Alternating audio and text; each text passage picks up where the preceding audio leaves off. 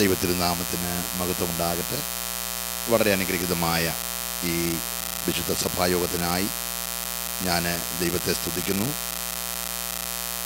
കർത്താവിൻ്റെ വലിയ കൃപയാൽ 2 വർഷങ്ങൾക്ക് ശേഷം വീണ്ടും നിങ്ങളുടെ കൂടെ ഈ 3 ദിവസങ്ങളായിരിക്കാൻ എനിക്ക് ലഭിച്ച നല്ല അവസരത്തിനായി ഞാൻ ദൈവത്തെ സ്തുതിക്കുകയും എന്നെ ഒരിക്കലൂടെ കൺവെൻഷനായി ക്ഷണിച്ച കർത്താവിൻ്റെ വിലപ്പെട്ട ദാസ് ഞാൻ ക്രിസ്തുവിൽ വളരെ ബഹുമാനിക്കുകയും സ്നേഹിക്കുകയും ചെയ്യുന്ന പാസ്റ്റർ ജോയി ജോൺ, ഇവിടുത്തെ ബഹുമാനരായ എല്ലാ സഹോദരി സഹോദരന്മാർ, മാതാപിതാക്കൾ, കുഞ്ഞുങ്ങൾ, വിശിഷ്യ കാനഡയിൽ നിന്ന് വന്ന എൻ്റെ ബഹുമാന്യ സ്നേഹിതൻ പാസ്റ്റർ ബ്രദർ ബിൽസൺ കുടുംബം, എൻ്റെ സഹോദരി ലീലാമ്മ സിസ്റ്റർ, മറ്റുള്ള എല്ലാ പ്രിയപ്പെട്ടവർക്കും ജിമ്മ്, എല്ലാവർക്കും ദൈവമെന്ന കർത്താവിൻ്റെ തുല്യമായ നാമത്തിൽ എൻ്റെ സ്നേഹവും ക്രിസ്തീയ വന്ദനവും അറിയിക്കുകയാണ്. ഈ സഭയ്ക്ക് വേണ്ടി കേരളത്തിലെ 150-ൽ പരം മിഷൻ ഫീൽഡുകൾ പ്രാർത്ഥിക്കുന്നുണ്ട് എന്നുള്ള സന്തോഷകരമായ വാർത്ത ഞാൻ നിങ്ങളെ അറിയിക്കട്ടെ. 2002 ജൂലൈ മാസം 1-ാം തീയതി മുതൽ ദൈവസഭയുടെ വളരെ പ്രധാനപ്പെട്ട തീവ്രയജ്ഞ സുവിശേഷീകരണ പ്രവർത്തനമായ ചർച്ച് ഗ്രോത്ത് മിഷൻ എന്ന ഡിപ്പാർട്ട്മെൻ്റ് ചുമതല കർത്താവ് എന്നെ ഏൽപ്പിക്കുകയുണ്ടായി. കഴിഞ്ഞ 8 വർഷങ്ങൾ കൊണ്ട് ഞാൻ പ്രവർത്തനമേൽക്കുമ്പോൾ 14 ഫീൽഡുകൾ മാത്രമേ പ്രവർത്തനമുണ്ടായിരുന്നുള്ളൂ. എന്നാൽ അത് 150-ൽ പരം സ്ഥലങ്ങളിലേക്ക് വ്യാപിക്കുവാൻ കർത്താവ് സഹായിച്ചു. അതിൽ 52ഓളം സ്ഥലങ്ങൾ സഭകളായി തീരുവാൻ കർത്താവ് ഇടയാക്കി. കഴിഞ്ഞ 8 വർഷങ്ങൾ കൊണ്ട് നമ്മൾ ഏതാണ്ട് 8000-ലധികം ബൈബിളുകൾ കേരളത്തിൻ്റെ വിവിധ ജില്ലകളിലായി ഡിസ്ട്രിബ്യൂട്ട് ചെയ്യുവാനിടയായി. സൗജന്യമായിട്ട് ഒരു ബൈബിളിന് 100 രൂപ വിലയാണ്. 130 അതിൻ്റെ ഒറിജിനൽ ബില്ല്. നമുക്ക് ബൾഗായിട്ട് എടുക്കുന്നത് കൊണ്ട് 100 രൂപയ്ക്ക് തരും. കഴിഞ്ഞ വർഷം ഈ സഭയിൽ നമ്മുടെ ഷാജി ബ്രദർ, തമ്പിച്ചാന്, നമ്മുടെ ഡോക്ടർ മോനി, അവരൊക്കെ $1000 വെച്ച് ബൈബിളിന് വേണ്ടി തന്നു. മറ്റു ചില സഭകളും അങ്ങനെ സഹായിച്ചു. കഴിഞ്ഞ വർഷം തന്നെ നമ്മൾ 3000-ഓളം ബൈബിൾ സൊസൈറ്റിയിൽ നിന്ന് വാങ്ങുവാനിടയായി. നമ്മുടെ ദൈവദാസന്മാർക്കായിട്ട് ഏതാണ്ട് 50ഓളം ഹാൻഡ് മൈക്കുകൾ നമ്മൾ സൗജന്യമായി വാങ്ങിക്കൊടുക്കുകയുണ്ടായി. ഒരു മൈക്രോഫോണിന് ഏകദേശം 4500 രൂപ വിലയാണ്. നമ്മൾ ആ സെറ്റോട് കൂടി കൊടുക്കുന്നുണ്ട്. അവർക്ക് അനേക സ്ഥലങ്ങളിൽ പരസ്യവും നടത്തുവാനും അവരുടെ സഭായോഗങ്ങളിൽ അത് ഉപയോഗിക്കാനും ഇടയായിത്തീരുന്നു. നമ്മുടെ വകയായിട്ട് മിഷൻ്റെ ഡിപ്പാർട്ട്മെൻറ്റ് വകയായിട്ട് ഇപ്പോൾ 7 സ്ഥലങ്ങളിലായിട്ട് തയ്യൽ സ്കൂളുകളിൽ ഏതാണ്ട് 300-ലധികം കുട്ടികൾ കേരളത്തിൻ്റെ വിവിധ ഭാഗങ്ങളിൽ പഠിച്ചുകൊണ്ടിരിക്കുന്നു. തയ്യൽ സ്കൂളുകൾ ഭംഗിയായി നടന്നുകൊണ്ടിരിക്കുന്നു.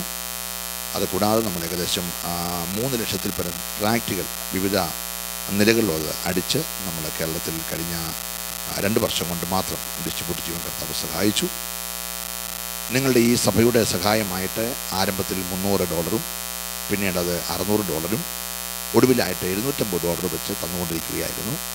ആ പൈസ കൊണ്ട് ഇടുക്കി ജില്ലയിൽ 16 സ്ഥലങ്ങളിലായിട്ട് പാസ്റ്റർമാരെ താമസിപ്പിച്ച് സുവിശേഷ പ്രവർത്തനങ്ങൾ ആരംഭിക്കാൻ കർത്താവ് സഹായിച്ചു.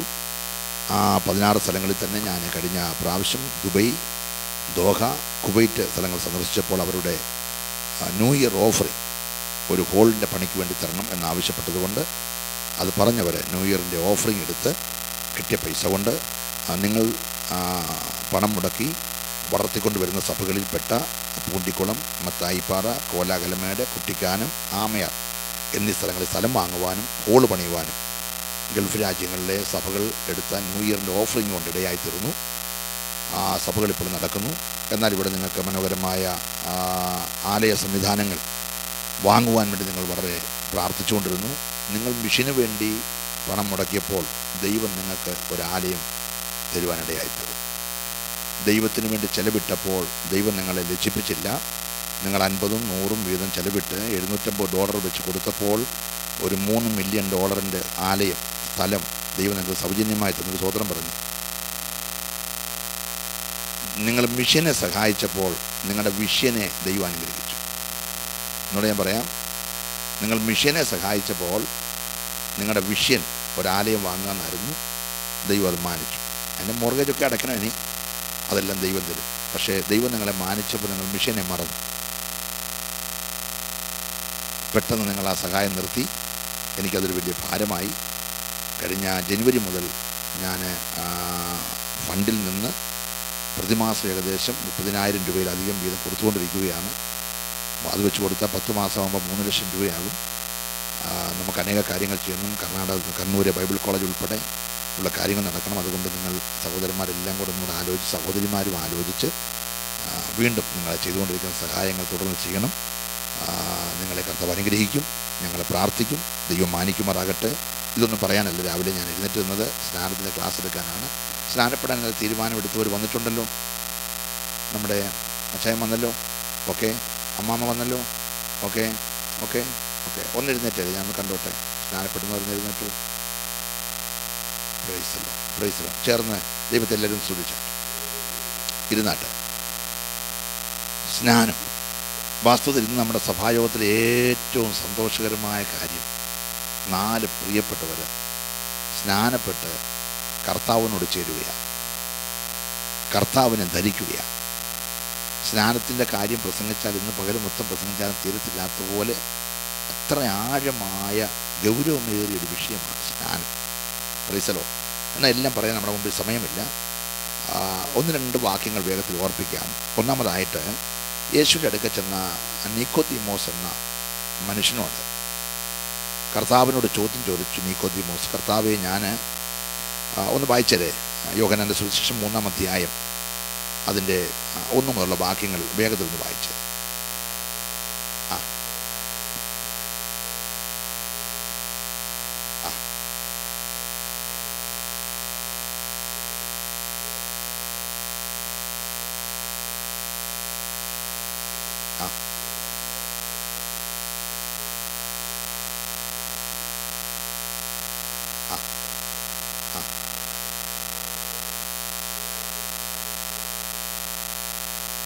ആമേൻ ആമേൻ, ഞാൻ നിന്നോട് പറയുന്നു, പുതുതായി ജനിച്ചില്ല എങ്കിൽ ദൈവരാജ്യത്തിൽ കടപ്പാൻ ആർക്കും കഴിയത്തില്ല എന്ന് പറഞ്ഞു. യേശു ക്രിസ്തു പറഞ്ഞ കാര്യമാണ് പുതുതായിട്ട് എന്ത് ചെയ്യണം? ജനിക്കണം. എങ്ങനെയാണ് പുതുതായി ജനിക്കുന്നത്? പത്രോസിൻ്റെ ഒന്നാം ലേഖനം അതിൻ്റെ 1-ാം അധ്യായം 23-ാമത്തെ വാക്യം.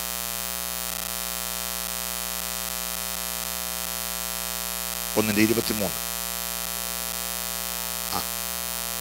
കെടുന്ന ബീജത്താലല്ല, കെടാത്തതിനാൽ ജീവനുള്ളതും നിലനിൽക്കുന്നതുമായ ദൈവവചനത്താൽ തന്നെ നിങ്ങൾ വീണ്ടും ജനിച്ചിരിക്കുന്നു. ഒരു വാക്യം കൂടെ വായിച്ചു.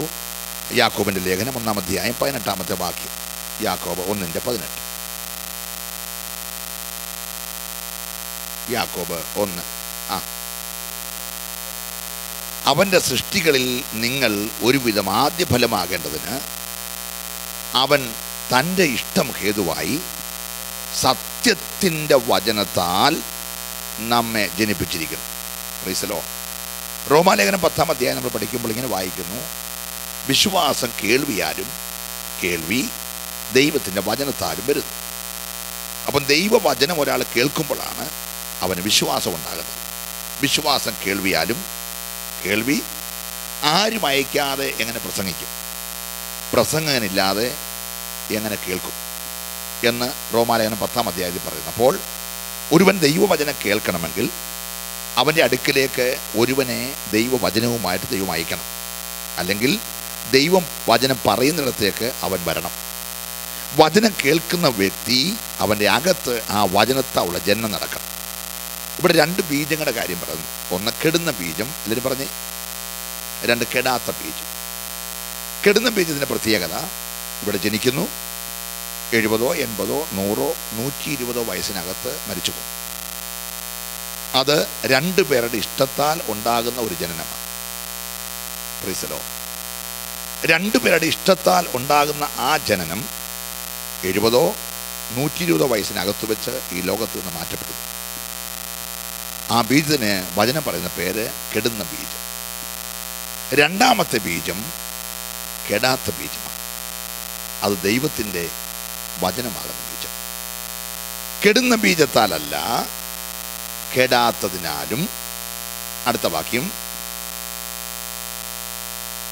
പത്രോസിൻ്റെ 1:23 നമ്മൾ വായിച്ചുകൊണ്ടിരുന്ന വാക്യം. കെടുന്ന ബീജത്താലല്ല,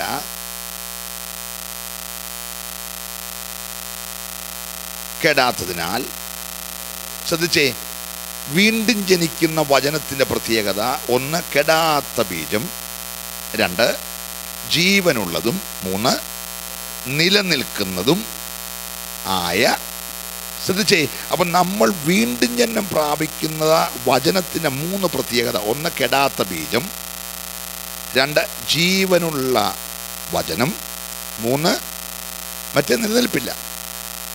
ഞാനിപ്പം വീട്ടിലോട്ട് വിളിച്ചപ്പോൾ പറഞ്ഞത് എൻ്റെ വളരെ അടുത്ത സ്നേഹിതൻ കടകത്തെ ഷാജി, ഒരു 45 വയസ്സ് കാണും. ഇങ്ങോട്ട് പോരുമ്പോൾ ഞാൻ അവനെ കണ്ടതാണ്. ഇട്ടിപ്പാറ ടൗണിൽ കട നടന്നു. ഇന്ന് രാവിലെ മരിച്ചു കിടക്കുക. ഇവിടുത്തെ ബീജം കെടുന്ന ബീജമാണ്. എന്നാൽ വീണ്ടും ജനിക്കുന്ന, വീണ്ടും ജനിപ്പിക്കുന്ന ബീജം ദൈവത്തിൻ്റെ വചനം. 1, നിലനിൽക്കുന്ന വചനം; 2, കെടാത്ത ബീജം; 3, ജീവനുള്ളതാണ്. അതുകൊണ്ടാണ് ലേഖനകർത്താവ് പറഞ്ഞത്, ദൈവവചനം ജീവനും ചൈതന്യമുള്ളതായി, ഇരുവായ്ത്തലയുള്ള ഏത് വാളിനേക്കാളും മൂർച്ചയേറിയതും, ആത്മാവിനെയും പ്രാണനെയും സന്ധിമജ്ജകളെയും വേർപിടിപ്പിക്കും വരെ തുളച്ചു ചെല്ലുന്നതും, ഹൃദയങ്ങളിലെ ചിന്തകളെയും പാവങ്ങളെയും വിവേചിക്കുന്നതുമാണ്. അപ്പം ദൈവവചനത്താൽ ഉള്ള വീണ്ടും ജനനം. യേശു എടുക്കുമെന്ന മനുഷ്യനോട് കർത്താവ് പറയുകയാണ്, നീ വീണ്ടും ജനിച്ചില്ലെങ്കിൽ. അപ്പോൾ അവൻ ചോദിച്ചു, ഞാൻ ഇത്രയും പ്രായമായി, നീ അങ്ങനെ വീണ്ടും ജനിക്കാനാ? യേശുവിൻ്റെ മറുപടി, ജഡത്താൽ ജനിച്ചത്, പറഞ്ഞെല്ലാവരും, എന്തുവാ? ജഡമാണ്. പ്രീസലോ. അപ്പം ജഡത്താൽ ജനിച്ച ജനനമാണ് നമ്മുടെ ഈ ജനനം. എന്നാൽ ഇപ്പോൾ ജനിച്ച ജനനം എന്താണ്? ആത്മാവിനാൽ ജനിച്ച ജനനമാണ്. പ്രൈസലോ.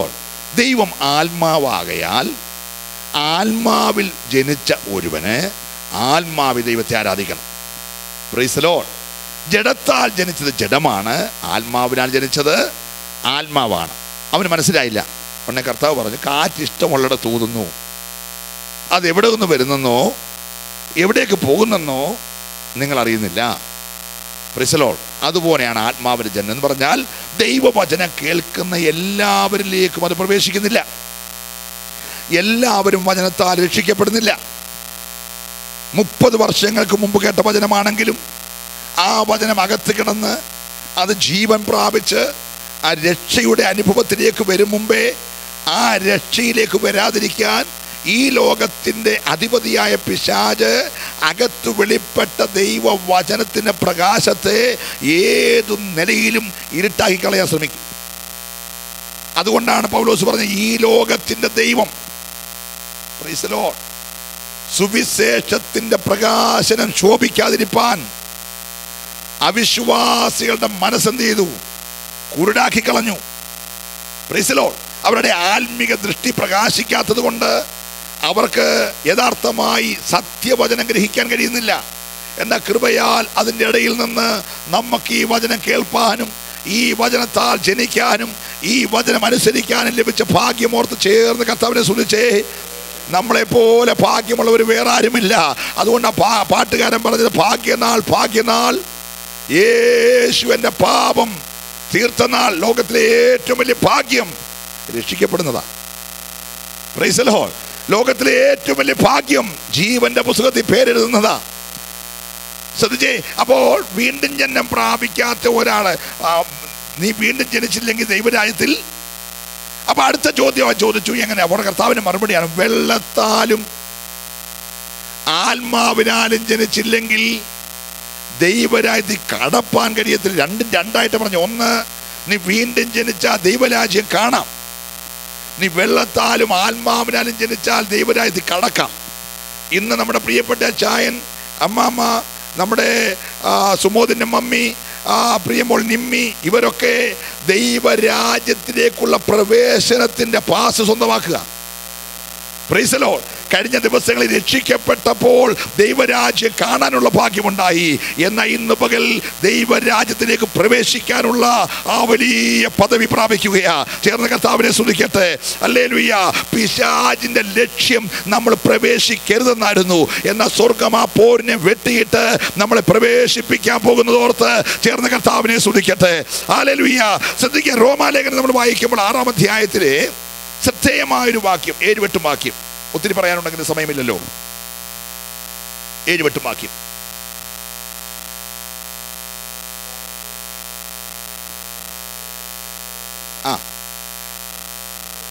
റോമാലേഖനം 6-ാം അധ്യായം 7-8 വാക്യം.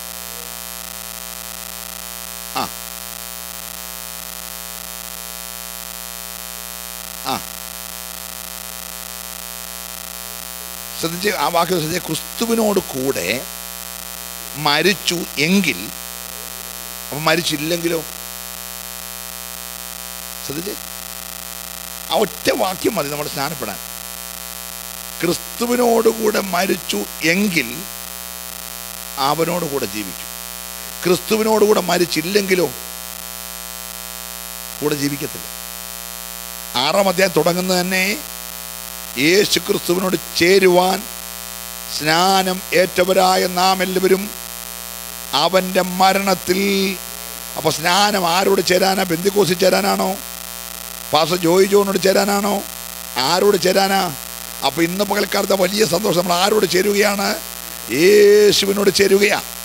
ഗലാത്യ ലേഖനത്തിൽ പൗലോസ് പറയുന്നു, പ്രൈസ് ദി ലോർഡ്, യേശുവിനോട് ചേരുവാനായ സ്നാനമേറ്റവരായ നാം എല്ലാവരും യേശുവിനെ ധരിച്ചിരിക്കുന്നു. അപ്പോൾ സ്നാനപ്പെടുമ്പോൾ ആരെ ധരിക്കുകയാ? ധരിക്കുക എന്ന് പറയുമ്പോൾ ശ്രദ്ധിക്കണേ, ഏതിന് സംഭവിച്ചത് എന്തുവാ? മനുഷ്യ നീ എവിടെയെന്ന് ചോദിച്ചപ്പോൾ മനുഷ്യൻ പറയുകയാണ്, ഞാൻ നഗ്നനാകയാൽ ഒളിച്ചിരിക്കുക. ശ്രദ്ധിച്ചേ, ദൈവം മുമ്പാകെ വെളിപ്പെടാൻ തടസ്സം എന്തായിരുന്നു? നഗ്നത അല്ലേ? ഞാൻ നഗ്നനാകയാൽ ഒളിച്ചിരിക്കുക. യേശുവിനോട് ചേരുവാൻ സ്നാനമേറ്റവരായ നാം ക്രിസ്തുവിനെ ധരിക്കുമ്പോൾ എന്തു മാറി? ഏതിന് വെളിപ്പെട്ട പാപത്താൽ ഉളവായ നഗ്നത മാറിയിട്ട്, പ്രൈസ് ദി ലോർഡ്, ധൈര്യത്തോടെ കൃപാസനത്തോളം അടുത്തു ചെല്ലാനുള്ള ഭാഗ്യം നമ്മൾ പ്രാപിക്കുകയാ. ചേർന്ന് കർത്താവിനെ സ്തുതിച്ചേ, ഹല്ലേലൂയ. ഒരു കാലത്ത് ധൈര്യത്തോടെ വരാൻ കഴിയാതെ മരത്തിന് മറഞ്ഞിരുന്ന് പറഞ്ഞ് ഞാൻ നഗ്നനാകയാൽ ഒളിച്ചിരിക്കുക. പക്ഷെ യേശുവിനെ ധരിച്ചാൽ പിന്നെ നമ്മൾ എന്ത് മാറി? ഭയം മാറിയിട്ട് സമയഭേദം കൂടാതെ ധൈര്യത്തോടെ കൃപാസനത്തോളം അടുത്തു വരാൻ. Price the Lord. നിങ്ങൾ ശ്രദ്ധിച്ചേ, ഈ സ്നാനപ്പെടാത്ത ആളുകളുടെ ഒക്കെ മനസാക്ഷി അവരോട് സ്നാനപ്പെടാൻ പറയുന്നുണ്ട്. നിങ്ങൾ ശ്രദ്ധിക്കണം. നമ്മളൊരു വീട്ടിൽ ചെന്ന് സുവിശേഷം പറയുമ്പോൾ, നിങ്ങളോട് പറയുന്നത് എനിക്കറിയത്തില്ല, സുവിശേഷം പറയുമ്പോൾ നമ്മൾ ചോദിക്കും, അച്ഛാ രക്ഷിക്കപ്പെട്ടാണോ? സ്നാനപ്പെട്ടിരുന്നേ ഉള്ളൂ. നമ്മൾ സ്നാനപ്പെട്ടോ എന്ന് ചോദിച്ചേ ഇല്ല.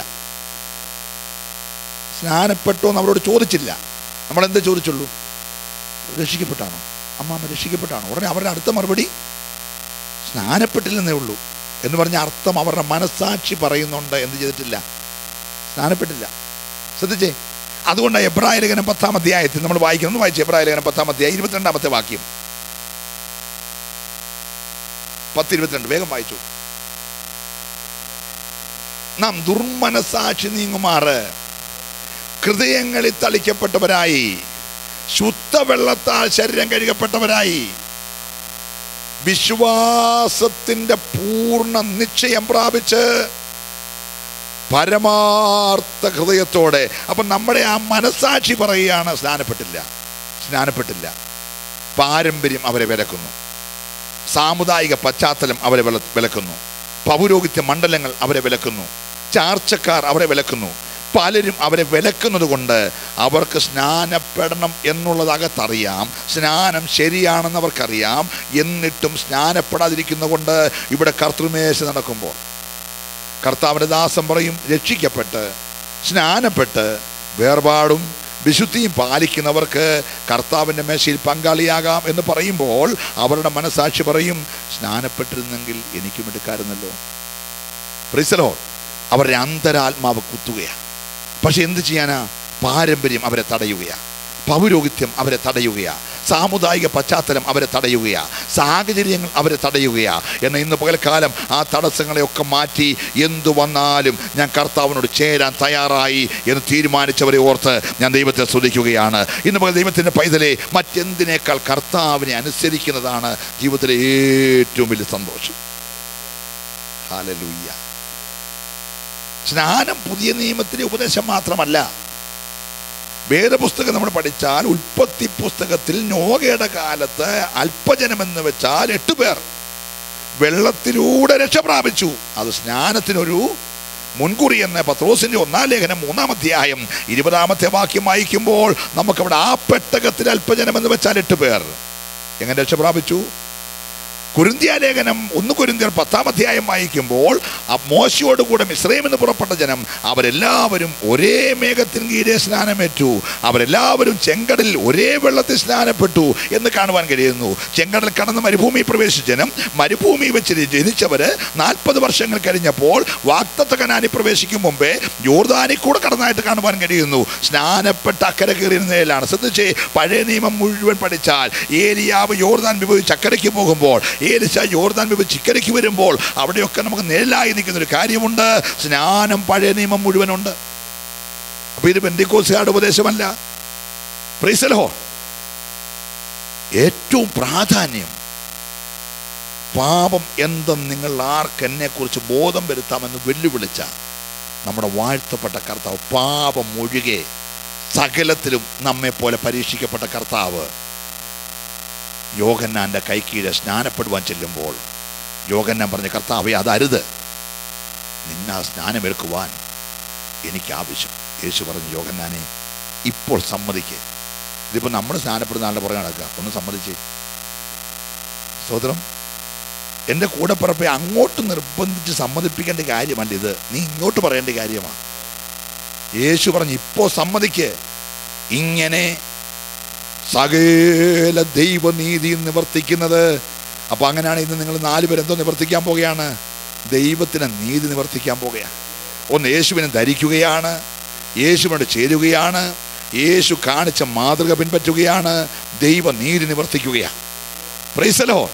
2, നമ്മുടെ ദുർമനസാക്ഷി മാറുകയാണ്, നമുക്കൊരു നല്ല മനസാക്ഷി ഉടമയായി തരികയാണ്. ഇന്ന് രാത്രി നമ്മൾ കിടന്നുറങ്ങുന്ന പ്രത്യേക സന്തോഷമായിരിക്കും. നാളെ എന്നെ വിളിച്ച് പറയണം.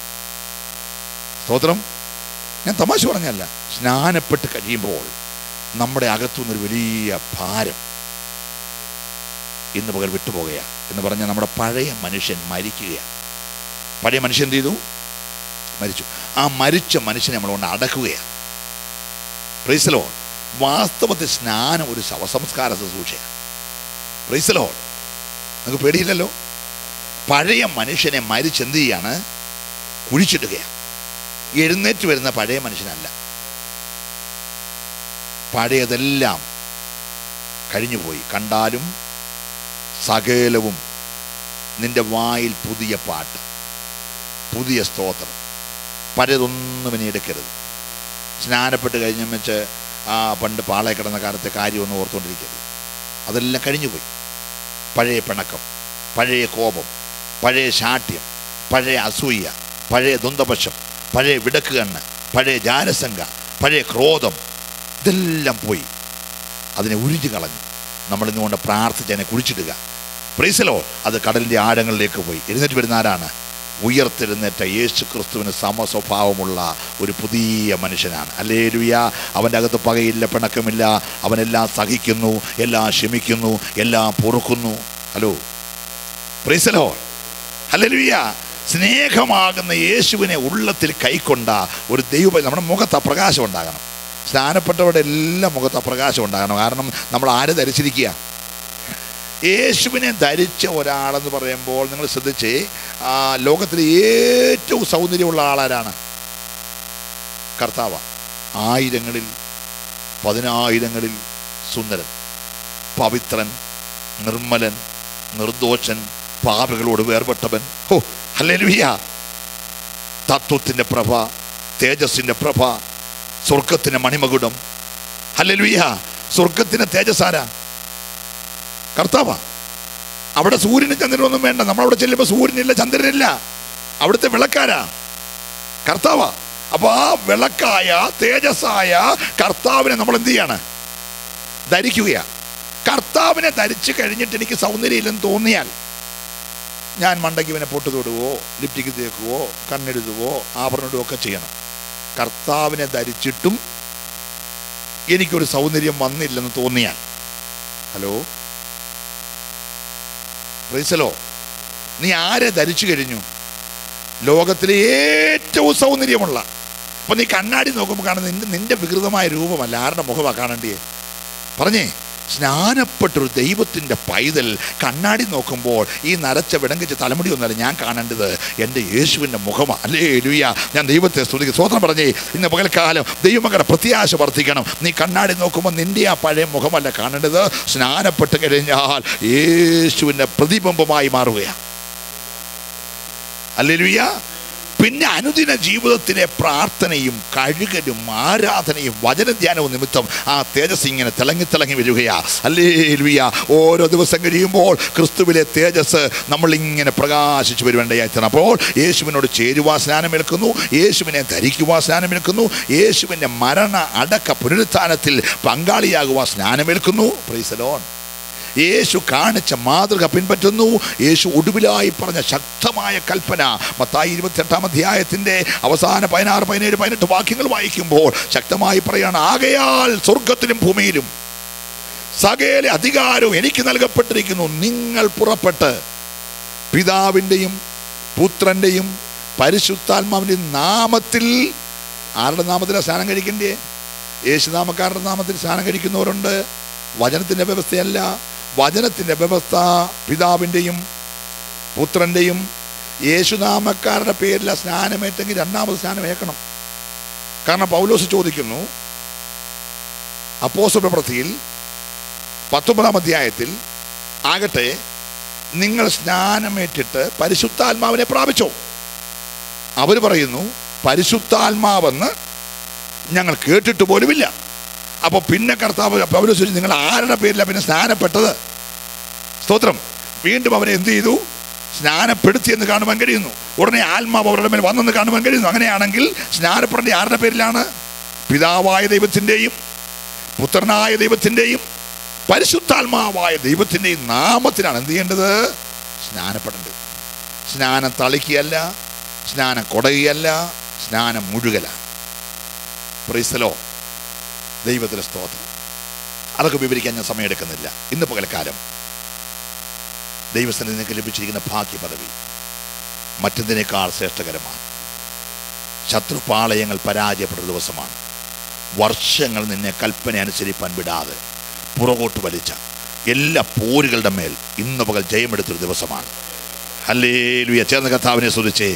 ഹല്ലേലൂയ. ആ ശക്തികളൊന്നും ഇനി മേലാൽ നിന്നിലേക്ക് വരാതെ ആ രക്ഷയുടെ സന്തോഷം അനുഭവിച്ച് കൂട്ടായ്മ ആചരിക്കണം. സ്നാനപ്പെട്ടവർ എന്ത് ചെയ്യണം? കൂട്ടായ്മ ആചരിക്കണം. പത്രോസ് ചോദിച്ചു, പത്രോസേ, ഞങ്ങൾ രക്ഷ പ്രാപിക്കാൻ എന്ത് ചെയ്യണം? പത്രോസിന് മറുപടി, നിങ്ങൾ ഓരോരുത്തൻ മാനസാന്തരപ്പെടണം. നിങ്ങളുടെ പാപത്തിൻ്റെ മോചനത്തിനായി വെള്ളത്തിൽ എന്ത് ചെയ്യണം? സ്നാനപ്പെടണം. സ്നാനപ്പെട്ട നിങ്ങൾ അപ്പോസ്തലന്മാരുടെ ഉപദേശം കേൾക്കണം. സ്തോത്രം. ആർക്കാ ഉപദേശം? ആർക്കാ ഉപദേശം? സ്നാനപ്പെട്ടവർക്കാണ്. ശ്രദ്ധിച്ചേ. നിങ്ങൾ പുറപ്പെട്ട് പിതാവിൻ്റെയും പുത്രൻ്റെയും പരിശുദ്ധാത്മാവിൻ്റെ നാമത്തിൽ സ്നാനം കഴിപ്പിച്ചും. അടുത്ത വാക്യം, ഞാൻ നിങ്ങളോട് പ്രമാണിപ്പാൻ കൽപ്പിച്ചതൊക്കെ ഉപദേശിച്ചുകൊണ്ട്. അപ്പോൾ ഉപദേശം ആർക്കാ? സ്നാനപ്പെട്ടവർക്കുള്ളത്. ഉപദേശിച്ചല്ല സ്നാനപ്പെടുത്തേണ്ടത്, സ്നാനപ്പെട്ടവർക്ക്. മാനസാന്തരപ്പെട്ടവർ സ്നാനപ്പെടണം. സ്നാനത്തിനുള്ള ഏക വ്യവസ്ഥ വിശ്വസിക്കുന്നെങ്കിലാകാം. Price the Lord. കർത്താവായ യേശുക്രിസ്തു നിന്റെ പാപത്തിന് ലോകത്തിൽ വന്നതെന്നും നിനക്ക് വേണ്ടിയാണ് മരിച്ചടക്കപ്പെട്ടതെന്നും അവൻ്റെ രക്തത്താൽ പാപക്ഷമ ലഭിക്കുന്നതെന്നും ഉയർത്തെഴുന്നേറ്റ കർത്താവ് ഇന്നും ജീവിക്കുന്നതെന്നും വിശ്വസിക്കുന്നവരെ ചേർക്കാൻ വേഗം വരുമെന്നും ഹൃദയത്തിൽ വിശ്വസിച്ച് വാഗൊണ്ട് ഏറ്റു പറഞ്ഞാൽ, പ്രൈസ് ദി ലോർഡ്, വിശ്വസിക്കുന്നുവെങ്കിൽ. ഷണനോട് പീലിപ്പോസ് സുവിശേഷം പറഞ്ഞപ്പോൾ ചോദിച്ചു, ഇതാ വെള്ള സ്നാനമേക്ക് വരുന്ന തടസ്സം. ഒറ്റ ചോദ്യം, നീ വിശ്വസിക്കുന്നു? പൂർണ്ണ ഹൃദയത്തോടെ വിശ്വസിക്കുന്നത് ഇപ്പോഴാകാം. ഞാൻ പിസിച്ചെറിയാൻ പാർഷ നാട്ടിൽ നിന്ന് വരുത്തി ഒരു 3 ആഴ്ച ബൈബിൾ ക്ലാസ്സൊക്കെ എടുത്തിട്ട് സ്നാനപ്പെടാമെന്നല്ല പറഞ്ഞു. Hello, praise the Lord. കർത്താവായ യേശുക്രിസ്തു നിന്റെ രക്ഷകനാണെന്നും നിന്റെ പാപത്തിൻ്റെ പരിഹാരത്തിന് വേണ്ടി കർത്താവ് കാൽവറി മരിച്ചതെന്നും നീ ഹൃദയം കൊണ്ട് വിശ്വസിക്കുകയും പ്രൈസ് ദി ലോർഡ് വാ കൊണ്ട് ഏറ്റുപറയുകയും ചെയ്താൽ എപ്പോഴും സ്നാനം നടത്തും. അതിന് ഞായറാഴ്ച രാവിലെ ആകാവുന്നില്ല. Praise the Lord. സ്നാനത്തിന് വെള്ളവും സ്നാനപ്പെടുത്താൻ ആളും ഉണ്ടെങ്കിൽ എപ്പോൾ വേണം എന്ത് ചെയ്യാം? സഹോദരൻ പറഞ്ഞു ഹല്ലേലൂയ. അതുകൊണ്ട് നാം ഇന്ന് പകൽക്കാലം ഈ വലിയ ശ്രേഷ്ഠകരമായ കൽപ്പന അനുസരിക്കുക, വിശ്വസിക്കുക. 2 കാര്യം പ്രസംഗിക്കാൻ സമയമില്ലല്ലോ, ശ്രദ്ധിക്കുക. ഒന്നാമത്, ഏതനുണ്ടായ പാപം എന്തുവാ? അല്ല, അവിശ്വാസമാണ്. പിന്നെ അനുസരണക്കേടുണ്ടായി. ആദ്യം ഉണ്ടായ പാപം അനുസരണക്കേടല്ല. ആദ്യം ഉണ്ടായ പാപം എന്താണ്? അവർ ദൈവത്തെ അവിശ്വസിച്ചു, പിശാചിനെ വിശ്വസിച്ചു. ദൈവം പറഞ്ഞ് തിന്നരുത്, തിന്നാൾ എന്ത് ചെയ്യും? മരിക്കും. പിശാച് പറഞ്ഞ് മരിക്കത്തില്ല, തിന്നാ ദൈവത്തെ പോലെ ആകും. ആരെ വിശ്വസിച്ചു? പിശാചിനെ വിശ്വസിച്ചു, ദൈവത്തെ അവിശ്വസിച്ചു. അപ്പോൾ ഏതെല്ലാം ഒന്നാമത്തെ പാപം എന്തുവാ? അവിശ്വാസം. അപ്പോൾ ആദ്യം ചെയ്യേണ്ടത് എന്തുവാ? വിശ്വാസം. മനസ്സിലായില്ലേ? വിശ്വസിക്കുകയും പിന്നെ അനുസരിക്കണം.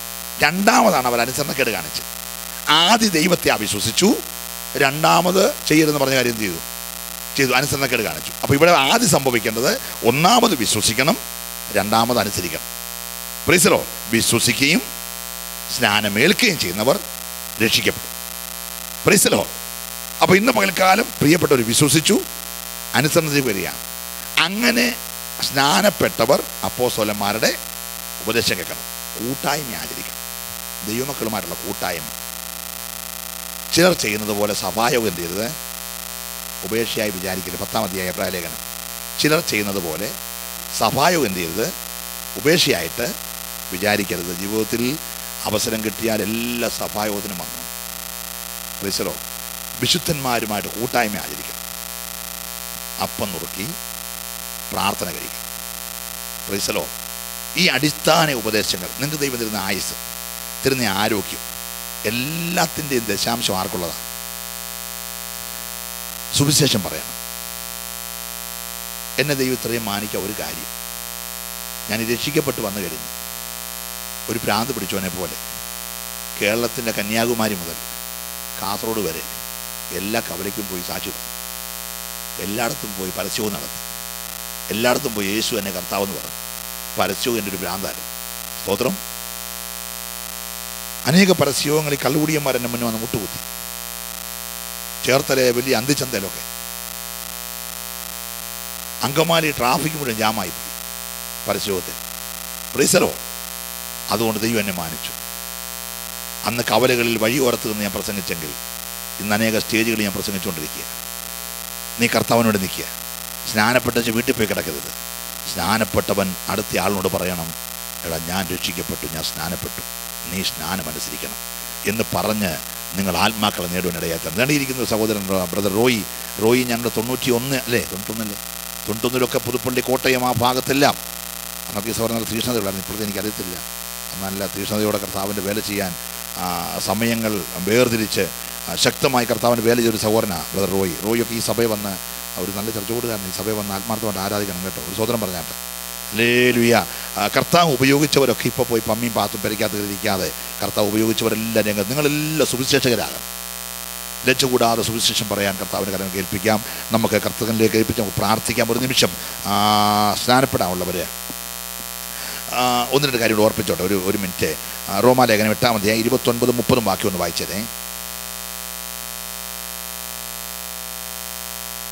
29-30.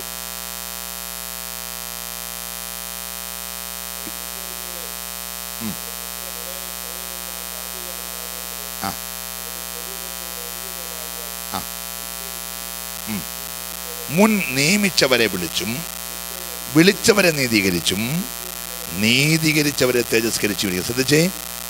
നമ്മൾ ചോദിക്കും, എന്താ ഭാഷ അവരൊക്കെ രക്ഷിക്കപ്പെട്ട് വരാത്തതെന്ന് ചോദിച്ചാൽ അതിനൊരു മറുപടി ഇതേ ഉള്ളൂ. ദൈവത്തിൻ്റെ മുൻ നിയമനത്തിൽ ഒരു പക്ഷേ അവർ കാണത്തില്ല. എന്നാൽ ഇന്ന് പകൽ പ്രിയപ്പെട്ട അച്ചായൻ, പ്രിയ അമ്മാമ, നമ്മുടെ സുമോദിൻ്റെ അമ്മച്ചി, പ്രിയ മോള്, അവരൊക്കെ ദൈവത്തിൻ്റെ മുൻ നിയമനത്തിലുള്ളവരാണ്. മുൻ നിയമിച്ചവരെ വിളിച്ചു, വിളിച്ചവരെ നീതീകരിച്ചു, നീതീകരിച്ചവരെ തേജസ്കരിച്ചു ഇരിക്കുന്നു. ഒന്നുകൂടെ പറഞ്ഞാൽ അപ്പോസ്തല പ്രവൃത്തി 13-ാം അധ്യായം 48-ാമത്തെ വാക്യം. 13:48.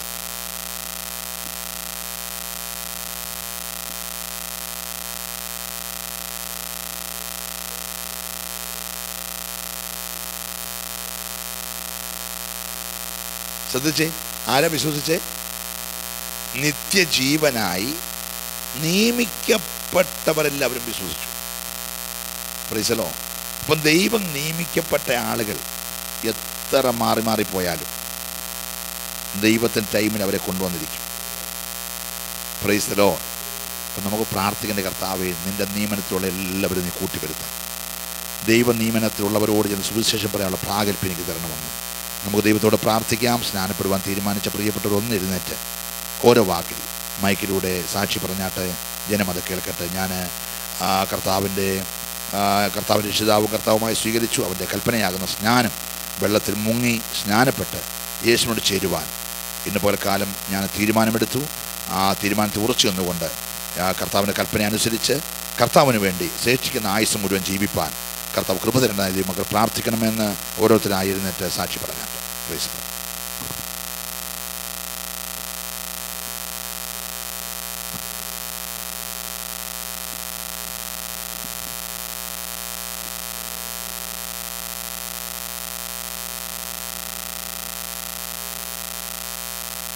Praise the Lord.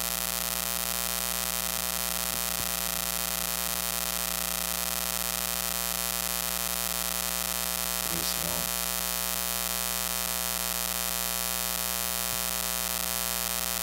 Praise the Lord.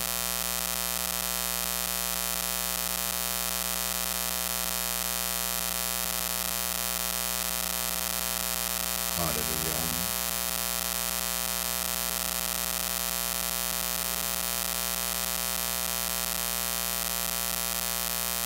Praise the Lord.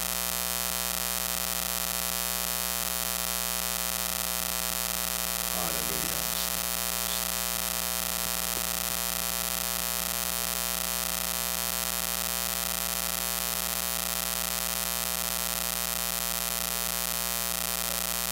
Hallelujah. Yes.